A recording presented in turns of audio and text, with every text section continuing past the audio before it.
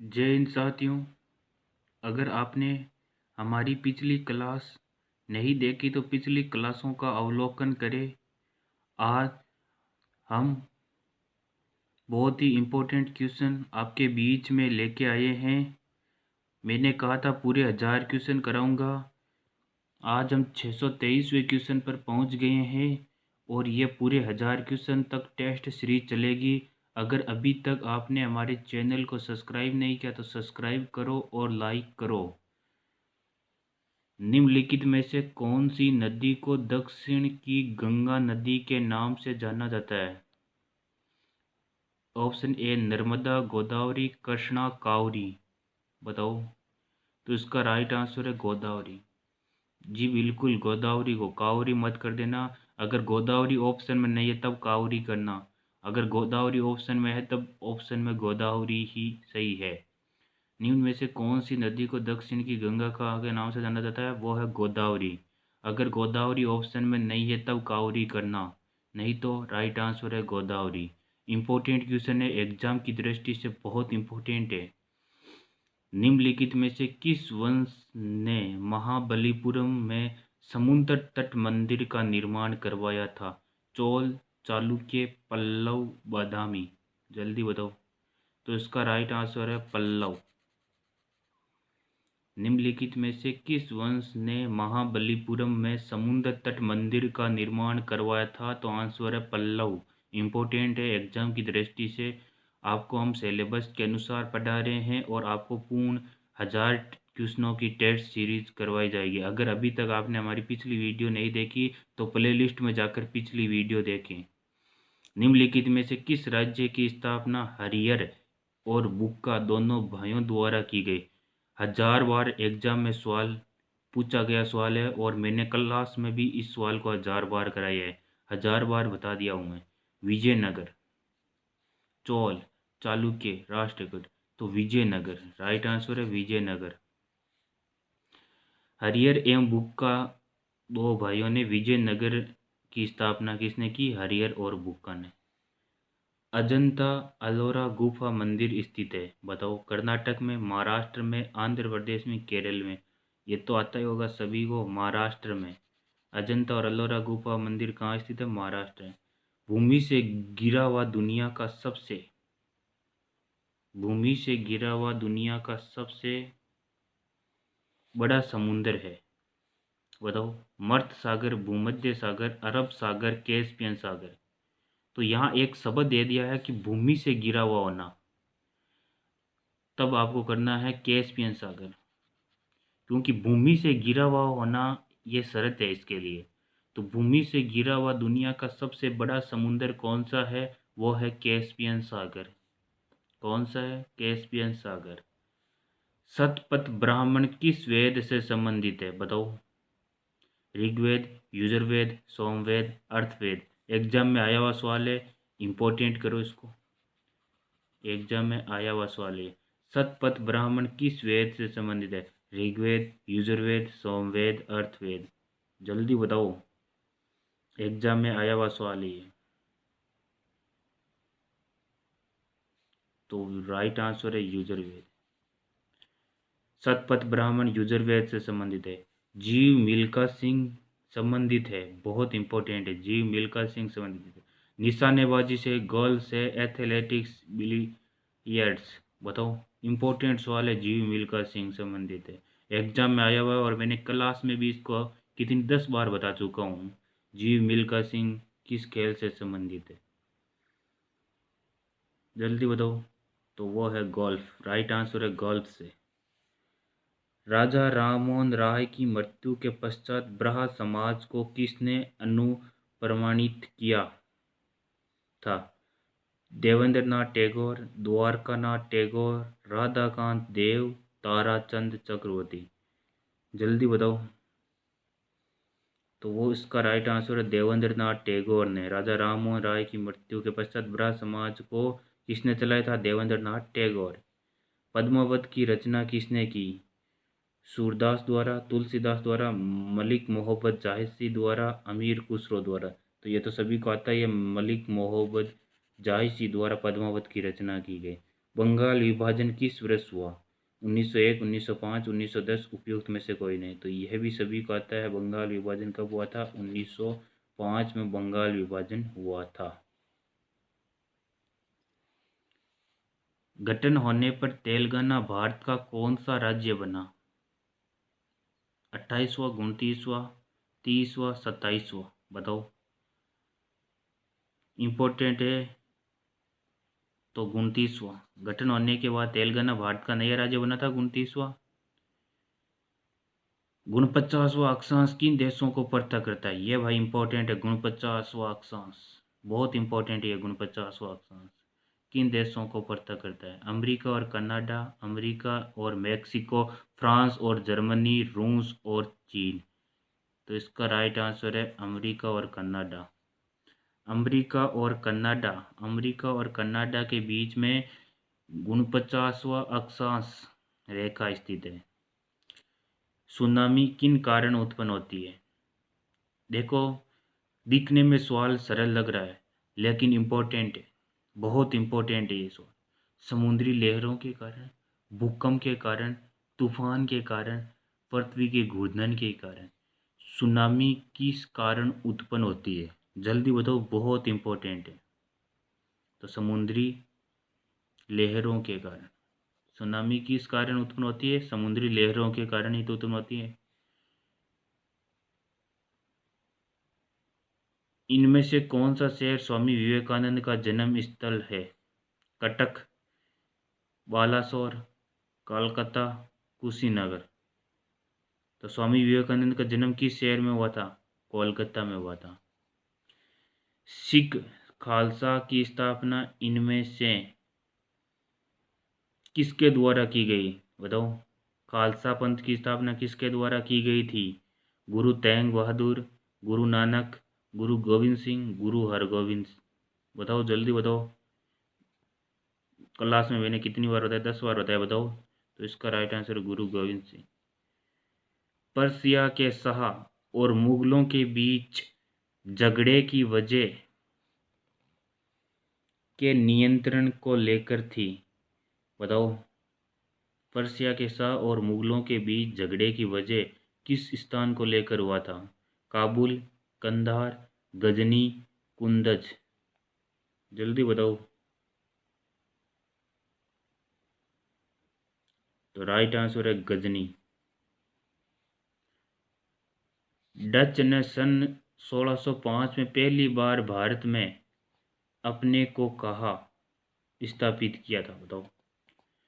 डचों ने सन 1605 में पहली बार भारत में अपने को कहाँ स्थापित किया? सर्वप्रथम डच ने कहाँ आधिपत्य किया? गोवा, सूरत, गुजरात, मछलीपट्टनम? इंपॉर्टेंट क्वेश्चन है ये। तो इसका राइट आंसर है मछलीपट्टनम। बहुत इंपॉर्टेंट सवाल है एग्जाम की दृष्टि से। इसका राइट आंसर है मछलीपट्टनम। श्रीरंगपट्टनम इनमें से किससे संबंधित है? टीपू सुल्तान, हैदर अली, औरंगजेब, अहमद अब्दाली? ये तो सभी को आता ही होगा। श्रीरंगपट्टनम टीपू सुल्तान, बिल्कुल एग्जाम में पूछा हुआ सवाल है ये। टीपू सुल्तान से संबंधित है। किस सूफी संत की दरगाह अजमेर में है? सलीम चिश्ती, मोहिनुद्दीन चिश्ती, बाबा फरीद, हजरत निजामुद्दीन? बताओ, किस सूफी संत की दरगाह अजमेर में है? इंपॉर्टेंट क्वेश्चन है भाई ये।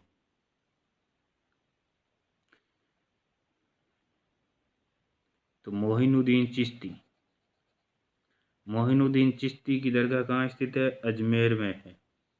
चार मीनार किसके द्वारा बनाया गया? इंपॉर्टेंट करो, पढ़ाते वक्त मैंने कितनी बार बताया था इसको? 10 बार बताया था। और मैंने कहा था एग्जाम की दृष्टि से भी इम्पोर्टेंट है। चार मीनार किसने बनवाया? इब्राहिम कुतुब शाह, कुली कुतुब शाह, अली आदिल शाह, इब्राहिम आदिल शाह सेकंड? तो इसका राइट आंसर है कुली कुतुब शाह। चार मीनार किसने बनवाया था? कुली कुतुब शाह ने चार मीनार बनाया था। इंपॉर्टेंट सवाल है ये। चार मीनार हैदराबाद में है, कुली कुतुब शाह ने बनवाया था। इंपॉर्टेंट है, पढ़ाते वक्त मैंने 10 बार बताया था। इनमें से कौन अलीपुरम बम षड्यंत्र में शामिल था? S.N. बनर्जी, विपिन चंद्र पाल, यतीन दास, अरविंद घोष?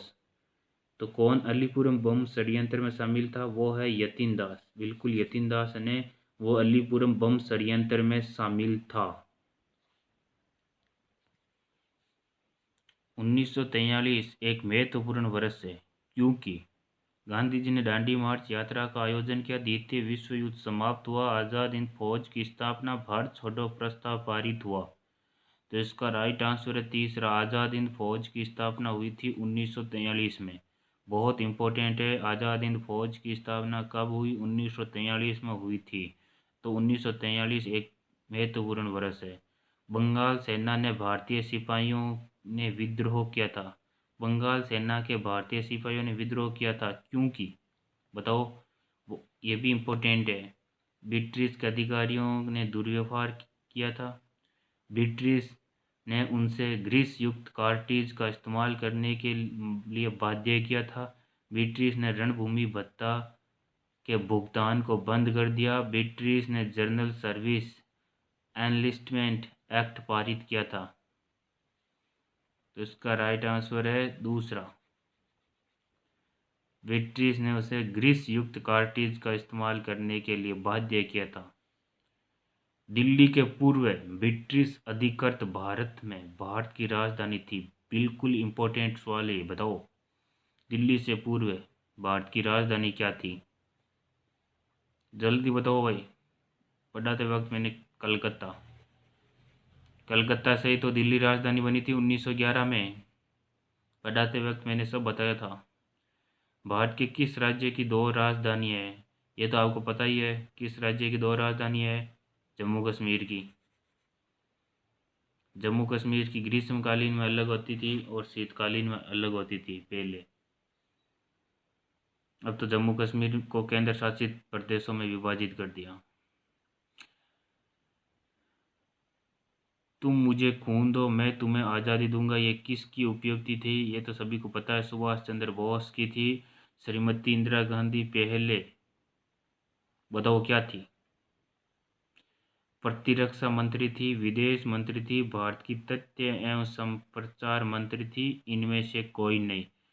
तो ये क्वेश्चन बहुत इंपॉर्टेंट है। श्रीमती इंदिरा गांधी भारत की तथ्य एवं संप्रचार मंत्री थी पहली। श्रीमती इंदिरा गांधी। अगर ऐसे भी सवाल पूछा जाता है कि भारत की तथ्य एवं संप्रचार मंत्री कौन थी प्रथम, तब इंदिरा गांधी करना। कवि तुलसीदास की लोकप्रिय रचना कौन सी है? रामायण, हनुमान चालीसा, रामचरितमानस, सुंदरकांड। ये तो सभी को आता ही होगा। रामचरितमानस कवि तुलसीदास की लोकप्रिय रचना है। ट्रहरी हाइड्रो पावर कॉम्प्लेक्स निम्न में से किस नदी पर स्थित है? बिल्कुल इंपॉर्टेंट है, अलकनंदा, भागीरथी, धौली गंगा, मंदाकिनी। बताओ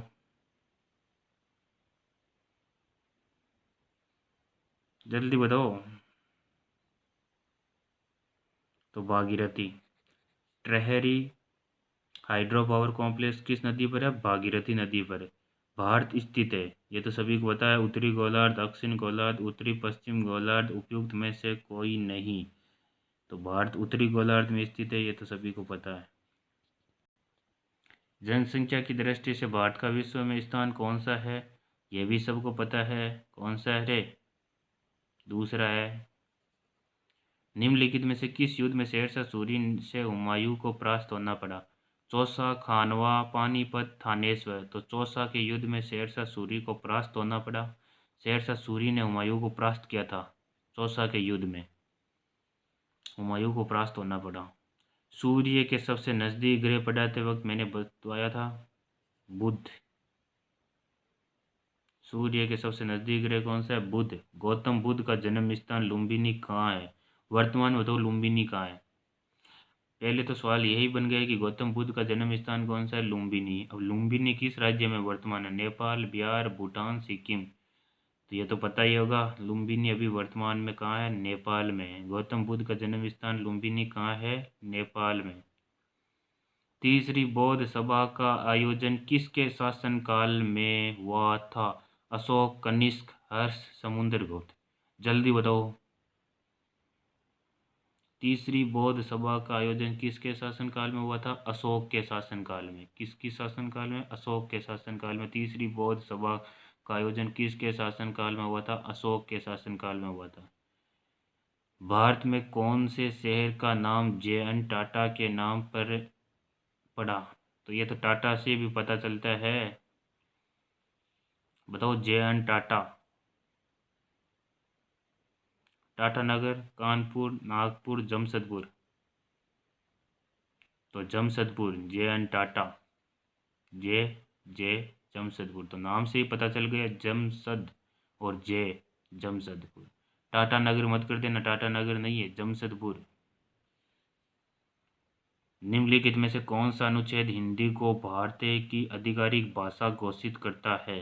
इम्पोर्टेंट क्वेश्चन है, एग्जाम में कई बार पूछा हुआ सवाल है कि निम्नलिखित में से कौन सा अनुच्छेद हिंदी को भारत की आधिकारिक भाषा घोषित करता है? 343 ए, 334 दो, बताओ। तो 343 सही है, 343 अनुच्छेद हिंदी को भारत की आधिकारिक भाषा घोषित करता है। संविधान की किस सूची में मान्यता प्राप्त भारतीय भाषाओं की सूची है? तो 5वीं, 6वीं, 7वीं, 8वीं, सभी को पता है, वो तो 8वीं अनुसूची में मान्यता प्राप्त भाषा है।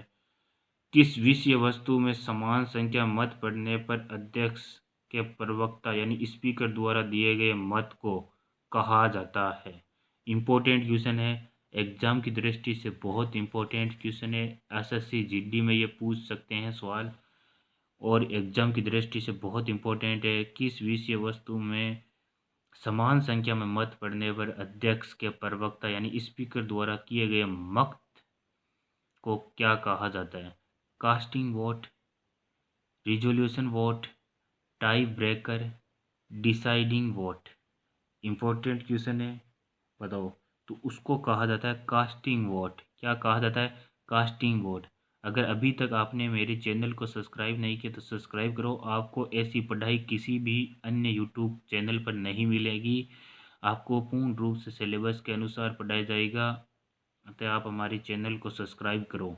निम्नलिखित में से कौन सा भारतीय सेना का रेजिमेंट नहीं है? पंजाब है, जाट भी है, सिख रेजिमेंट भी है। बताओ, हिमाचल रेजिमेंट, ये कोई रेजिमेंट नहीं है। वह सिख गुरु जिन्होंने 1699 में आनंदपुर साहिबा में खालसा की स्थापना की। तो ये तो मैंने बताया था भाई, अभी पीछे भी सवाल आया था, गुरु नानक देव, गुरु गोविंद, गुरु अर्जुन देव, उपयुक्त में से कोई नहीं। तो गुरु गोविंद सिंह ने खालसा पंथ की स्थापना की। तराइन की प्रथम लड़ाई किन के मध्य लड़ी गई? बताओ, तराइन का प्रथम युद्ध कब किन के मध्य हुआ था? तराइन का प्रथम युद्ध, ये तो सभी को पता ही होगा, पृथ्वीराज चौहान एवं मोहब्बत गौरी के मध्य हुआ था। कौन सा प्राचीन भारतीय ग्रंथ दार्शनिक ग्रंथ माना जाता है? रामायण, महाभारत, उपनिषद, पुराण। तो यही भी सभी को पता ही होगा कि दार्शनिक ग्रंथ रामायण को सबसे प्राचीन ग्रंथ माना जाता है।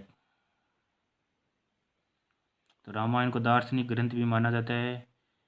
एरोफ्लोट किस देश की विमान सेवा है? बताओ, रूस, यूक्रेन, अमेरिका, जर्मनी। बिल्कुल, कभी कभी एग्जाम में ऐसे भी सवाल पूछे जाते हैं। तो एरोफ्लोट ने वो रूस देश की विमान सेवा है। इराक का पुराना नाम, बिल्कुल पुराना नाम पूछा गया सवाल है, ये इराक का पुराना नाम पूछा गया सवाल है एग्जाम में। बताओ, मेसोपोटामिया, UAE, कुवैत, पार्सिया। तो मेसोपोटामिया इराक का पुराना नाम है। इंडस नदी का प्राचीन नाम क्या था? सरस्वती, कुंभा, गोमती, सिंधु। तो यह तो सभी को आता होगा, सिंधु। अभी हम कहते हैं इंडस। इंडस नदी का प्राचीन नाम क्या था? पहले इंडस नदी को सिंधु नदी के नाम से जाना जाता था। मीर क्या है? बिल्कुल इंपॉर्टेंट सवाल है, मीर क्या है? रूसी अंतरिक्ष स्टेशन, पाकिस्तान द्वारा विकसित किया गया अंतरिक्ष यान, इराक का एक शहर, यहूदियों का एक त्यौहार। जल्दी बताओ क्या है? तो मीर रूसी अंतरिक्ष स्टेशन है जिसका नाम है मीर। मीर क्या है? रूसी अंतरिक्ष स्टेशन। काला शीशा के नाम से जाना जाता है? पारा, ग्रेफाइट, कोयला, हीरा। ये तो सभी को आता होगा, ग्रेफाइट को काला शीशा भी कहा जाता है। कबीर की मृत्यु कहाँ हुई थी? प्रयाग, काशी, मगहर, मथुरा। इम्पोर्टेंट है, बिल्कुल इम्पोर्टेंट है। कबीर जी की मृत्यु कहाँ हुई थी? मगहर में हुई थी।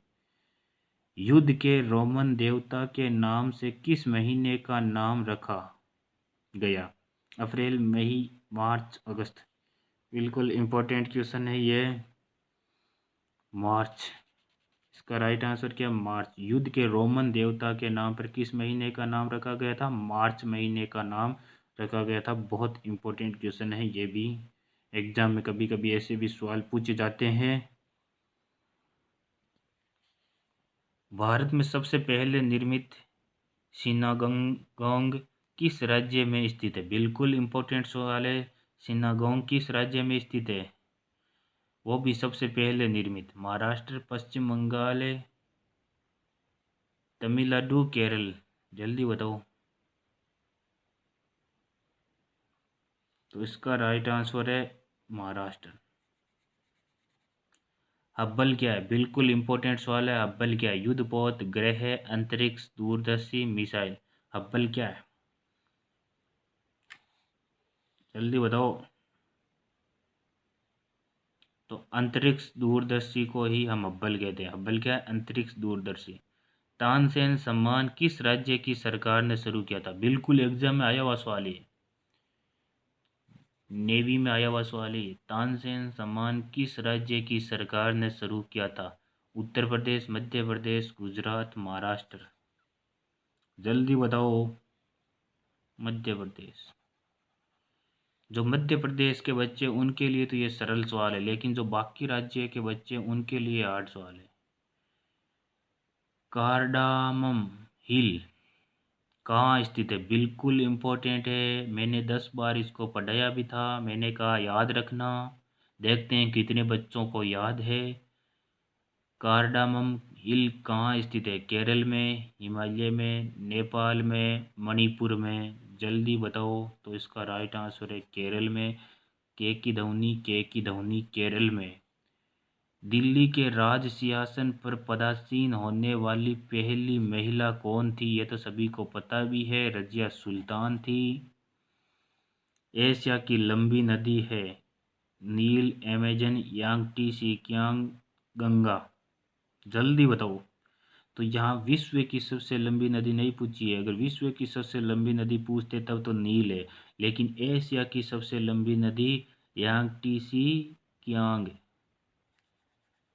यांगटी सी कियांग नदी एशिया की सबसे लंबी नदी है। बांग्लादेश से कौन सा भारतीय राज्य नहीं छूता? असम, त्रिपुरा छूता है, असम भी छूता है। नागालैंड ये नहीं छूता। बांग्लादेश से नागालैंड की सीमा नहीं लगती, मेघालय की भी लगती है। असम, त्रिपुरा, मेघालय की लगती है, लेकिन नागालैंड की नहीं लगती। बिल्कुल इम्पोर्टेंट है। सीमावर्ती राज्यों के बारे में विस्तार से पढ़ाऊंगा और इनसे सवाल भी आते हैं। वेल्लोर किस महापुरुष से संबंधित है? गुरु नानक, स्वामी रामकृष्ण परमहंस, रविंद्रनाथ, महात्मा गांधी। तो वेलूर। जल्दी बताओ। वेलूर।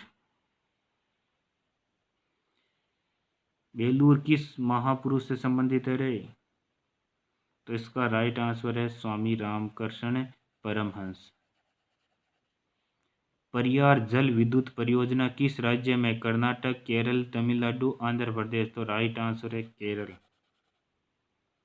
परियार जल विद्युत परियोजना किस राज्य में है? केरल में। जगमोहन ओडिशा के मंदिरों को किस भाग जगमोहन ओडिशा के मंदिरों को किस भाग को कहते हैं? बिल्कुल इम्पोर्टेंट है कि जगमोहन है वो ओडिशा के मंदिरों को किस भाग को कहते हैं? जल्दी बताओ। गर्भ गृह, मंडप, शिखर, तोरण द्वार। जल्दी बताओ। तो मंडप।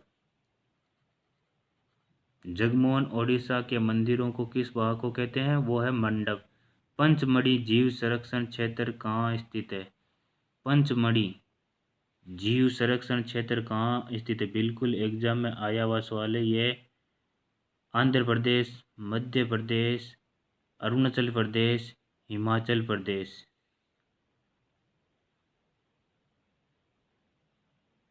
तो पंचमढ़ी जीव संरक्षण क्षेत्र कहाँ स्थित है? वो उसका राइट आंसर है मध्य प्रदेश।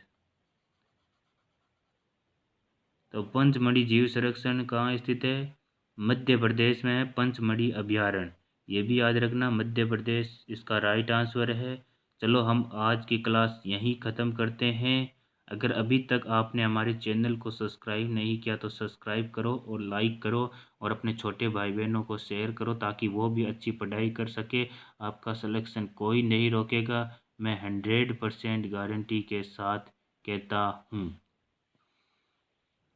और कमेंट में ये भी बताना कि आपके कितने सवाल सही हुए। जय हिंद।